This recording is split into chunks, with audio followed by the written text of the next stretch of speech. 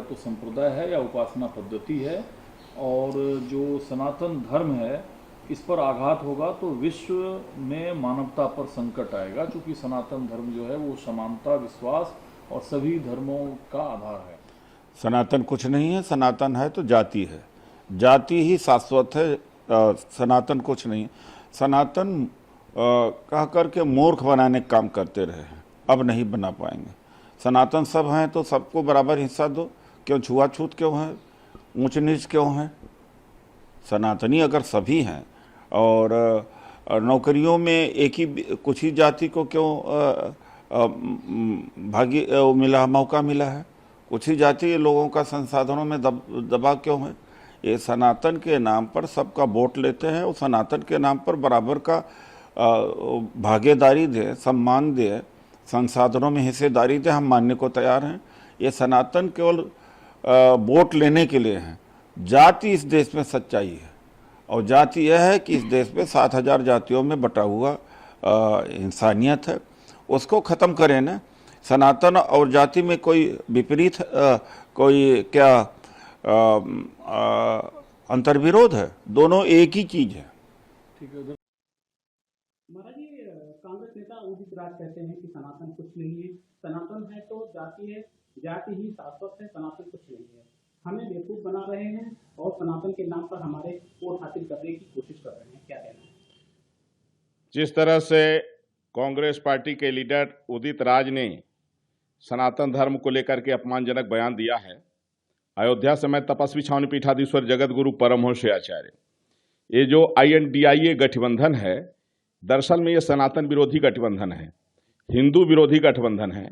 और सनातन धर्म को समाप्त करने का ये जो मुहिम है, ये साजिश के तहत ये कांग्रेस की प्लानिंग है। और कांग्रेस का ये आज से नहीं, शुरू से कांग्रेस का जो है तो हिंदू विरोधी, सनातन धर्म विरोधी चेहरा रहा है। मर्यादा पुरुषोत्तम भगवान श्री राम को भी काल्पनिक बताने वाली कांग्रेस पार्टी आज राहुल गांधी को जो है तो राम मंदिर याद आ रहा है। अब राहुल गांधी जो है रामलला का दर्शन करने भी आना चाहते हैं एक तरफ, दूसरी तरफ उनके जो है तो नेता कह रहे हैं सनातन कुछ नहीं है। यह बयान बेहद आपत्तिजनक है। या तो कांग्रेस पार्टी के जो नेता हैं वो आपक हो चुके हैं, मेंटली डिस्टर्ब हो चुके हैं। अगर मेंटली डिस्टर्ब हों तो उनको जा करके जो है तो हॉस्पिटल में इलाज लेना चाहिए, ज़्यादा पागल हों तो फिर पागल खाने जाना चाहिए। लेकिन इस तरह से जो बयान दिया जा रहा है, आश्चर्य है कि उदित राज को ये पता नहीं है।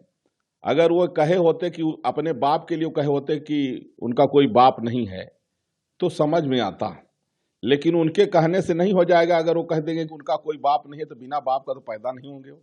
लेकिन सनातन धर्म को लेकर के जो बयान दे रहे हैं, अगर दूसरे धर्म के विषय में इस तरह का कहे होते तो अभी तक पता नहीं क्या हो गया होता।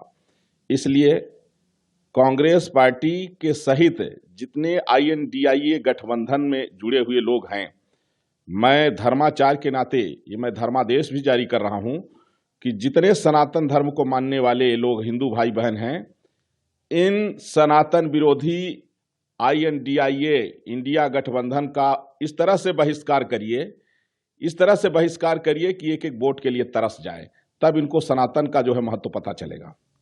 महाराज जी, दिल्ली कांग्रेस नेता उदित राज कहते हैं कि सनातन कुछ नहीं है, सनातन है तो जाति है, जाति ही शाश्वत है, सनातन कुछ नहीं है। वे हमें बेवकूफ बना रहे हैं और सनातन के नाम पर हमारे वोट हासिल करने का कोशिश कर रहे हैं, क्या कहना है?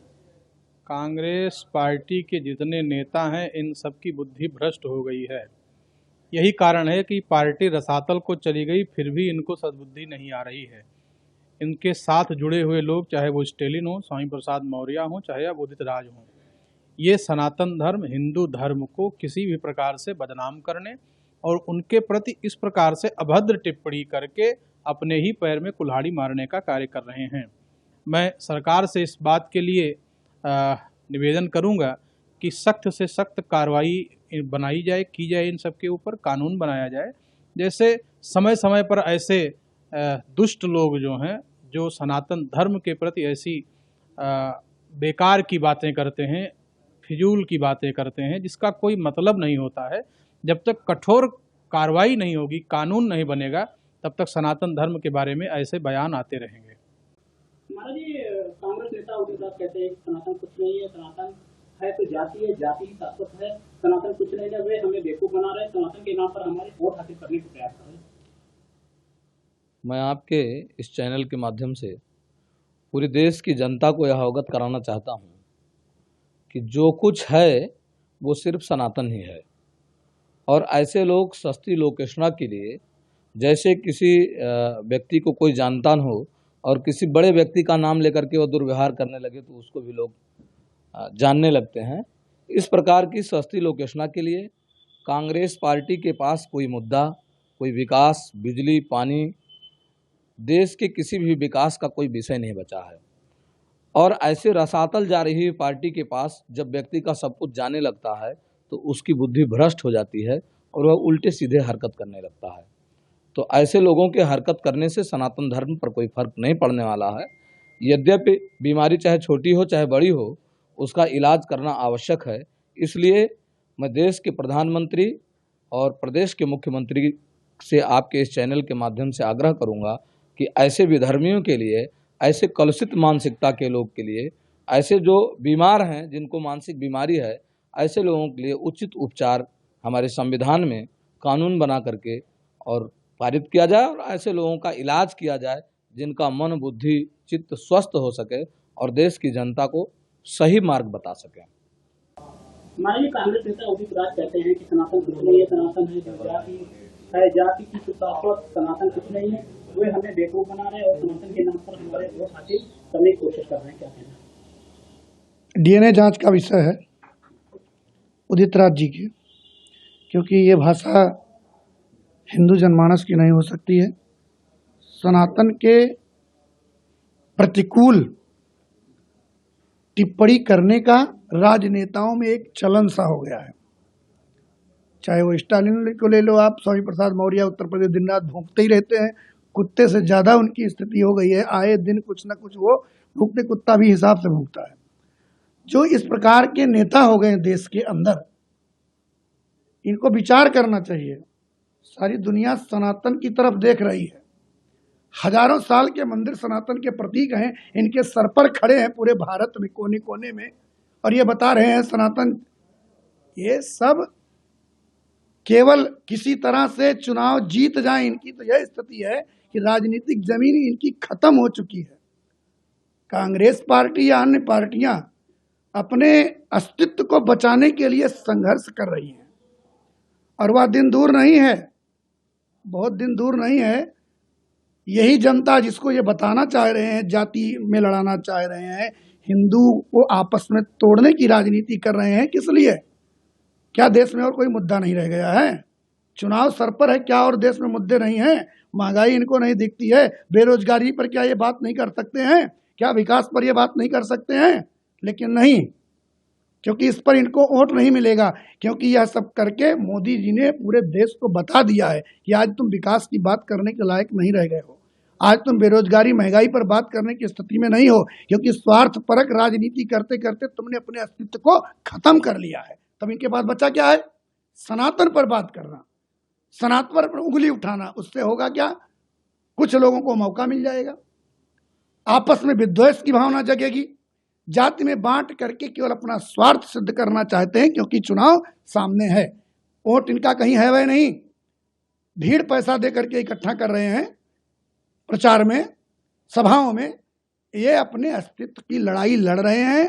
लेकिन सब ये भारत देश की जनता आप मीडिया के माध्यम से जागरूक भी हो चुकी है, और या उसके जागरूक होने का परिणाम है कि आज अपने अस्तित्व की लड़ाई सारी पार्टियां लड़ रही है भारत में।